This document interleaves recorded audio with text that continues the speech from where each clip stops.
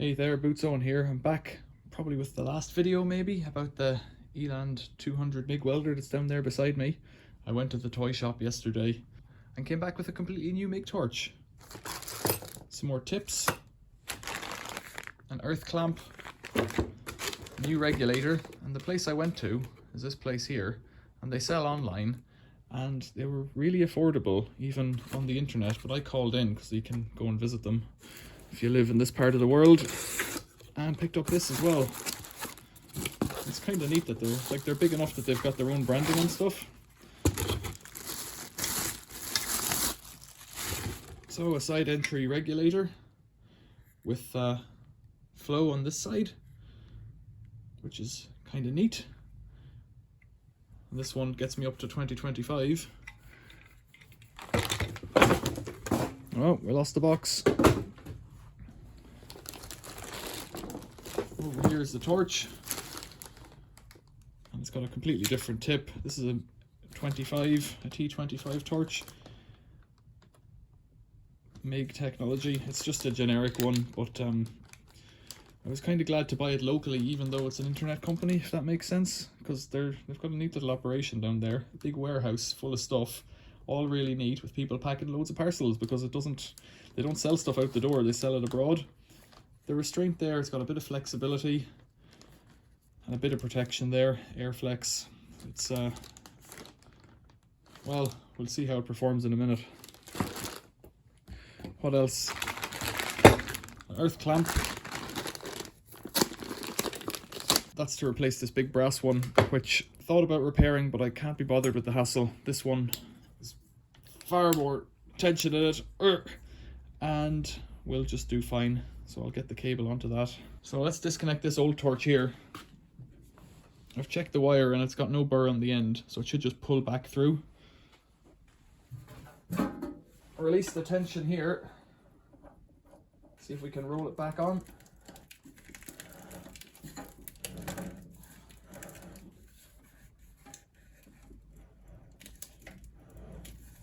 Not sure if this is the best idea. This spool of wire is looking a bit catastrophe.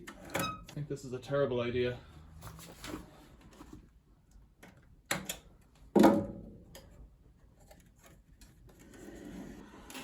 That cable's getting buried down into the roll. I think we're back on top there now. Let's get this old one out again. There it is, just about a meter there. And that's the end of you, Mig. No doubt the old one will go back in a box and stay there forever. There's the liner. The other thing I needed was an O-ring for here, so it's good that these O-rings are present because I don't need to replace them then. So put the power on. I think I'm going to have to let this wire go. Trying to save it, I think it's probably a foolish idea. That through. See if it comes through. Tighten that up a good bit. It's going somewhere. I really don't fancy my chances with this for much longer. I'm not sure what to do with it. I could maybe get some C-clamps on from the inside.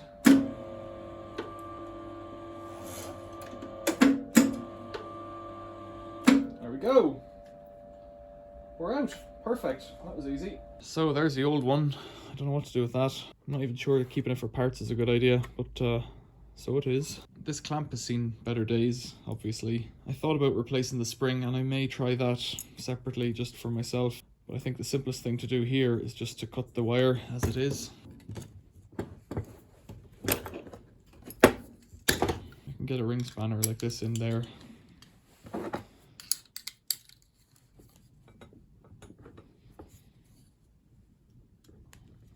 I think that coating has bonded through overheating,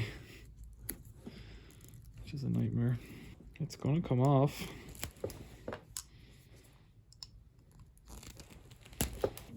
A bit nasty, but that'll be okay. I'll split it in two.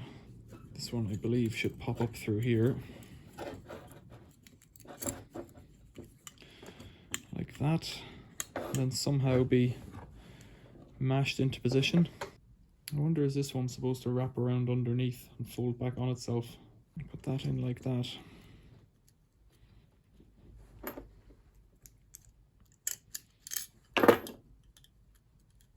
And fold these up like this. I think we're getting closer to what we want. It's a bit neater.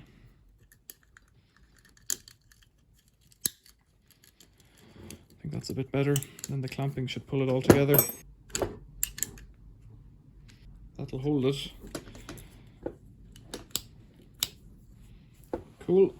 So I'll slacken this off.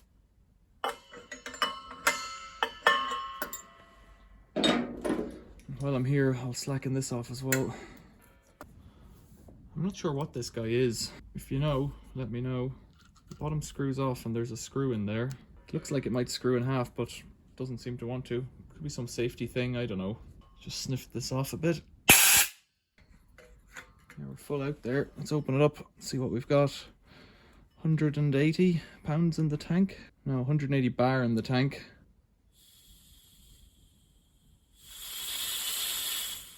That's the reg there. It's got cubic feet per hour and liters per minute. And so there it is, all set up now. Are we nearly ready to weld? So I've slackened off the roller that feeds out the wire. And let's just listen. Let's see if it'll weld at 4 liters per minute. Bought a new lid as well. Contact!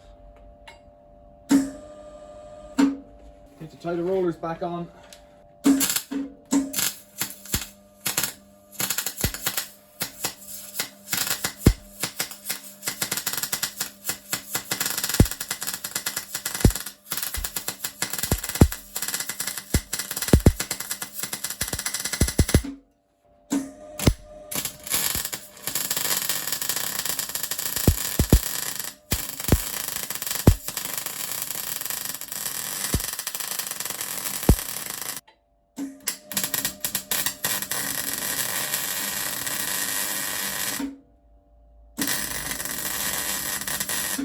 So you can see that was the most recent one I did, and I started here and then went here, here and over here. I felt like I was getting better penetration that time than the big fat lumps I was leaving last time. What I think's actually happening is that I don't know about my settings on voltage over here. So it's got this step arrangement. These are big steps and I presume these are little steps. It goes from 1 to 6 and it goes from 1 to 4. So I've got it turned up to 6.4 now, which in theory is the highest. But I don't know if the fine, I presume the major adjustment is up here on this step and then the small adjustment is down here. That makes more sense. So this is like 1 and then 1 1/4 up to, if you've got 1 1, then 1 2, then 1 3, then 1 4, going all the way up to 6 4 for the highest voltage. I just need to play around a little bit more, tinker with it a bit. And I heard what these were as well, that one is for spot welding time and one is for stitch, and that stitch is nonsense. That's what I was reading, but I don't really know what that means, so I need to do a bit more reading about that. If you know, tell me about it in the comments, because it saved me the hassle of looking it up then. That'd be excellent. So there you go, the Eland Mig 200. Questions or comments, leave them below. Thanks for watching. See you later.